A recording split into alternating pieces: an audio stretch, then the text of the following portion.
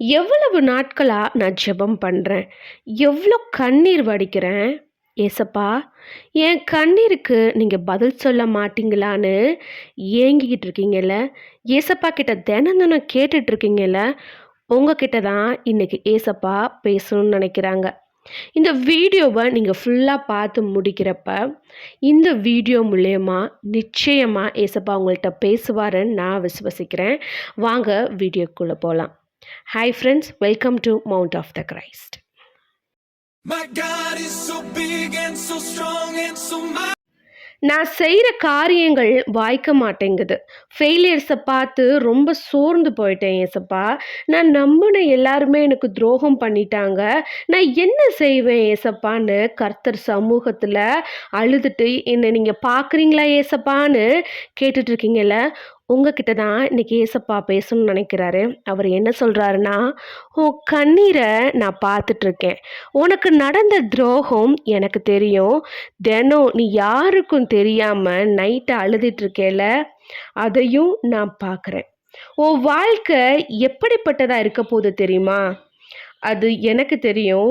உடைக்கப்பட்டிருக்கையில உன்னை நான் திருப்பி வணையிறப்ப நீ இப்போ இருக்க நிலைமையை காட்டிலும் 100 மடங்கு செழிப்பானவனா சக்ஸஸ் ஆனவளா மாறப்போற அப்படின்னு சொல்றாரு. சங்கீதம் 147வது அதிகாரம் 3வது வசனம் இப்படி சொல்லுதுங்க. இருதயம் நொறுங்குண்டவர்களை குணமாக்குகிறார், அவர்களுடைய காயங்களை கட்டுகிறாருன்னு. நீங்க உடஞ்சு போய் அழுதுட்டு இருக்கீங்கன்னா உங்களோட அப்பா அதை பார்த்துட்டு கண்ணை மூடிக்க மாட்டாரு. உங்களை திருப்பி உங்க பழைய நிலைமையை காட்டிலும் இன்னும் அதிகமான ஒரு ஆசீர்வாதத்தை கொடுத்து உங்களை திருப்பி நிலைநிறுத்த போறாரு. நீங்க விசுவாசத்தோட ஜெபம் பண்றதை மட்டும் விட்டுறாதீங்க. செகண்ட் விஷயம், நான் டெய்லி ஜெபம் பண்ணுறேன். என் பக்கத்தில் இருக்கவனுக்கெல்லாம் ஜெபம் பண்ணுறவனுக்கெல்லாம் பிளெஸ்ஸிங் வருது, மிராக்கிள் நடக்குது. ஆனால் எனக்கு மட்டும் நடக்கவே மாட்டேங்குதே, கர்த்தர் என்ன மறந்துட்டாரான்னு புலம்பிட்டு இருக்கீங்கல்ல. உங்ககிட்ட ஏசப்பா இன்னைக்கு என்ன தெரியுமா பேசணும்னு நினைக்கிறாங்க? நீ ஜெபிக்கிற ஜெபம் என் காதில் விழுகுது. பரலோகம் அமைதியா இல்லை, பரலோகம் உனக்கான வேலையை செஞ்சுக்கிட்டே தான் இருக்கு. இப்போதைக்கு ஏசப்பா உங்களை மறைச்சு தாங்க வச்சிருக்கிறாரு. உங்களுக்கான அந்த ஃப்யூச்சர் இருக்கு இல்லையா, அது ரொம்பவே பிரகாசமாக இருக்குது. நீங்கள் கர்த்தருக்காக எழும்பி ஜொலிக்க போகிறீங்க. சாத்தான் உங்களை எந்த ஒரு ஹார்மும் பண்ணிடக்கூடாதுன்னு ஏசப்பா உங்களை ஒளிச்சு வச்சிருக்காரு. ஆனால் உங்களுக்கான ராஜ்யம் ரொம்பவே பெருசாக இருக்குது. நீங்கள் விசுவாசத்தோடு இருங்க. இப்போ நீங்கள் நான் மறக்கப்பட்டுட்டேனா கர்த்தராலன்னு கேட்குறீங்கள, உங்களுக்கான பதில் இதான். ஸ்திரீயானவள் தன் கர்ப்பத்தின் பிள்ளைக்கு இறங்காமல் தன் பாலகனை மறப்பாளோ? அவர்கள் மறந்தாலும் நான் உன்னை மறப்பதில்லை. இதோ என் உள்ளங்கைகளில் உன்னை வரைந்திருக்கிறேன், உன் மதில்கள் எப்பொழுதும் என் முன் இருக்கிறது அப்படின்னு சொல்கிறாங்க. தேர்டு, நான் ரொம்ப நாளாச்சு நான் ஜெபம் பண்ணி, ஆனால் நான் ஜெபம் பண்ணுற காரியம் நடக்கவே மாட்டேங்குதே, ரொம்ப தாமதமாகுதே அப்படின்னு சொல்லி வருத்தப்பட்டுட்ருக்கீங்களா? நிறையா ப்ரேயர் பண்ணிட்டேன், நிறையா ஃபாஸ்டிங் இருந்துட்டேன், நிறையா அழுதுட்டேன், இருந்தாலும் எனக்கான கதவு திறக்க மாட்டேங்குது, எனக்கான வாசல் இன்னும் திறக்க மாட்டேங்குதுன்னு புலம்பிகிட்ருக்கீங்கல்ல. உங்ககிட்ட இன்னைக்கு ஏசப்பா என்ன தெரியுமா சொல்லணும்னு நினைக்கிறாங்க? தாமதமாகிறது உண்மைதான், ஆனால் அது நோ அப்படிங்கிற அர்த்தம் கிடையாது.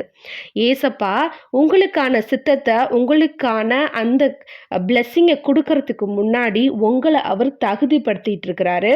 ஸோ நீங்கள் உங்கள் விசுவாசத்தில் ஜெபத்தை விடாமல் இன்னும் ப்ரேயர் பண்ணிட்டே இருங்க. கண்டிப்பாக குறித்த காலத்தில் உங்களுக்கான தரிசனம் நிறைவேறும். அபகுக் 2வது அதிகாரம் 3வது வசனம். குறித்த காலத்திற்கு தரிசனம் வைக்கப்பட்டிருக்கிறது, அது முடிவிலே வெல்லும், அது பொய் சொல்லாது. தாமதித்தாலும் அதற்காக காத்திரு, அது நிச்சயம் வரும். நம்ம தேவன் பொய்யுரையா தேவன். அதை மட்டும் நீங்கள் மறந்துடாதீங்க. மறக்காமல் சாத்தானோட பொய்க்கு இடம் கொடுக்காம தொடர்ந்து விசுவாசத்தில் நிலைத்து நில்லுங்க. ஃபைனலாக என்னால் எதுவுமே முடியாது, எல்லாமே முடிஞ்சிச்சு அப்படின்னு யாரோ ஒருத்தர் புலம்பிட்டு இருக்கீங்கல்ல, உங்ககிட்ட ஏசப்பா என்ன சொல்றாரு தெரியுமா? வெறும் சாம்பல்லிருந்து என்னால திருப்பி ஒரு மனுஷன உருவாக்க முடியும். ஆபிரகாமுக்கு கல்ல வச்சு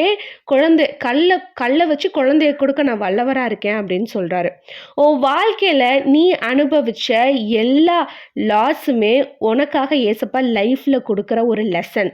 நீங்க அனுபவிக்கிற இந்த வலிய வச்சு தான் நாளைக்கு உங்ககிட்ட கவுன்சிலிங்க்கு வரப்போறவங்களுக்கு நீங்க சாட்சி சொல்லப் போறீங்க.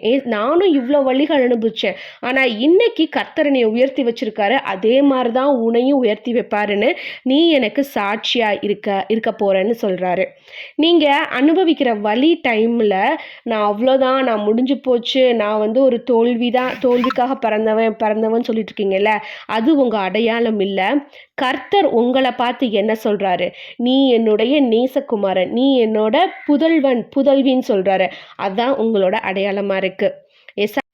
61வது அதிகாரம் 3வது வசனம்.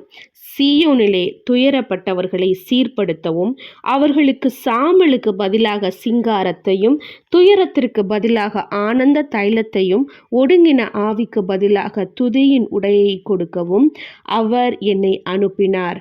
அவர்கள் கர்த்தர் தம்முடைய மகிமைக்கென்று நாட்டின நீதியின் விருட்சங்கள் எனப்படுவார்கள். இதாங்க, கர்த்தர் உங்களை இதே மாதிரியே அழுக வச்சுட்டே இருக்க மாட்டாரு. கண்டிப்பா உங்களை உயர்த்த அவர் ரொம்பவே பிரியமா இருக்கிறாரு. ஸோ நெக்ஸ்ட் என்ன அப்படின்னா, எப்பயுமே கர்த்தரை விட்டுட்டு எந்த மனுஷரையும் நம்பாதீங்க.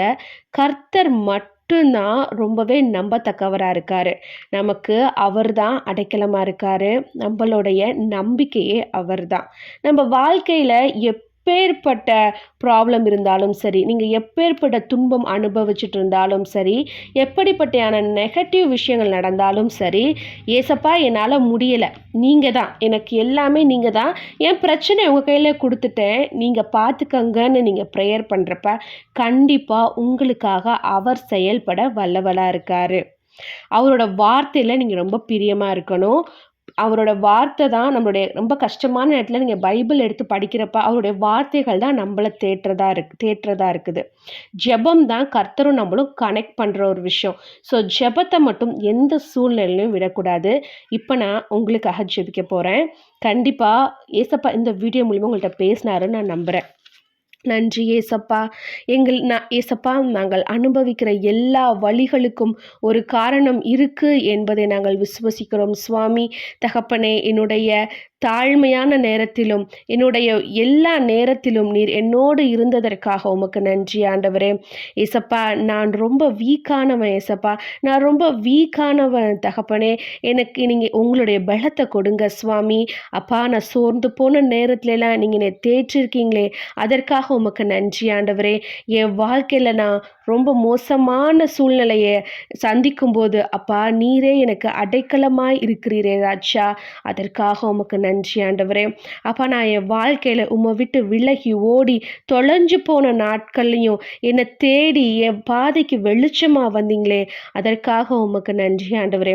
ஏசப்பா, நீங்கள் என்னை விட்டு என்னைக்கும் நீங்கி போகாததற்காக உமக்கு நன்றி ஆண்டவரே. அப்பா, உமக்குரிய மகளா நான் எழும்பி பிரகாசிக்க எனக்கு உதவி செய்யுங்க ஏசப்பா. இயேசுவின் நாமத்தில் ஜெபிக்கிறேன் ஜீவனுள்ள நல்ல தகப்பனே, ஆமீன். உங்களுக்கு இந்த வீடியோ பிரயோஜனமாக இருந்தால் லைக் பண்ணுங்கள். இந்த வீடியோ யாருக்கு தேவை நீங்கள் நினைக்கிறீங்களோ அவங்க கூட அதை ஷேர் பண்ணுங்கள். God bless you.